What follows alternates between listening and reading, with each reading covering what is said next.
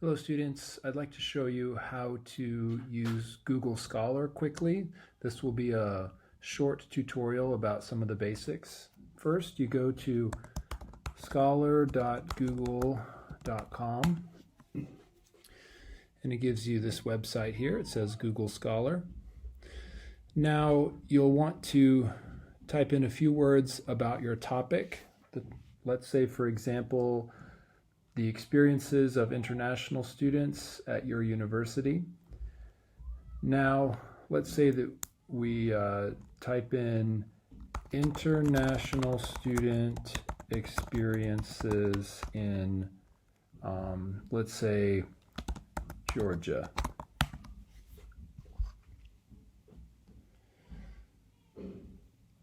And you'll notice, first of all, that you get Georgia Southern, which is the state of Georgia in the United States.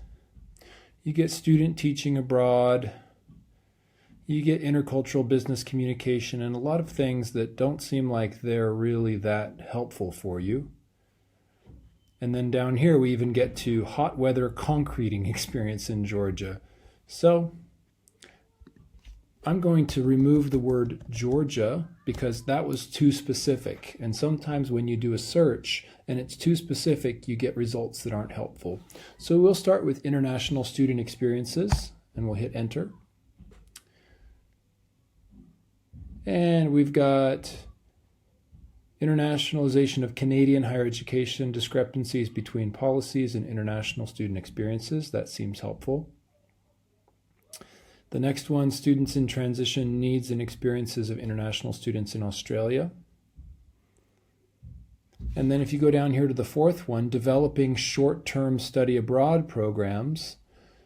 Now, short-term study abroad are when a student will travel for maybe a few weeks or a semester.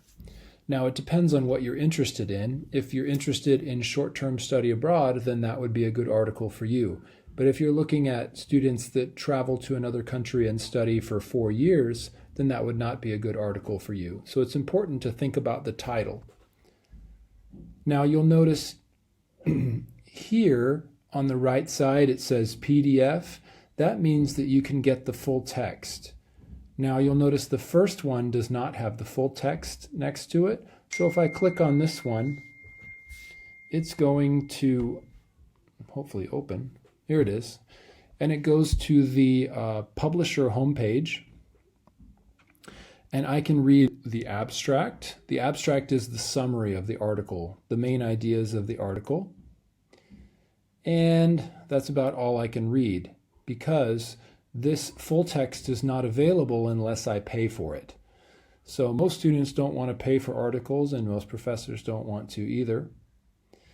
But let's just look at the abstract for a second.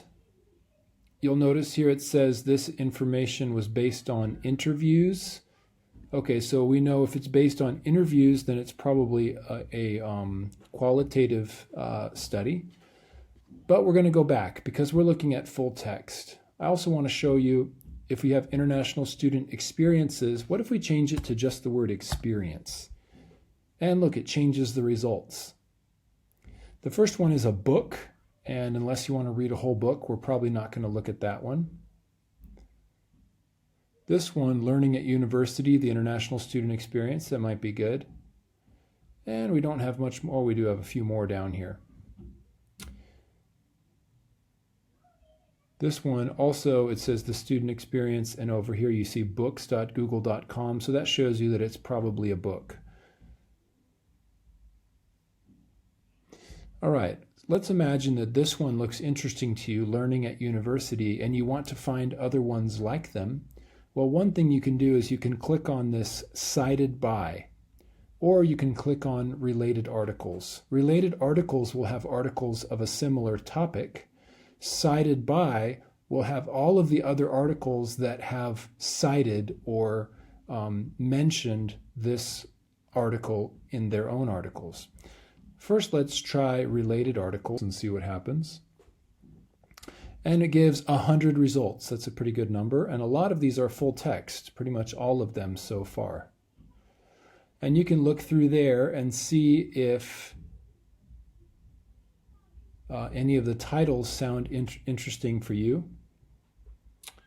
Some of these are about how much students understand, like this one, International Student Transition Experience. So this is going to focus on changing from one context to another context, probably. Language difficulties, learning styles, the needs and experiences of international students in Australia. That sounds interesting. It's pretty broad. Case studies of international student experiences. So you can click on that and read that if you want.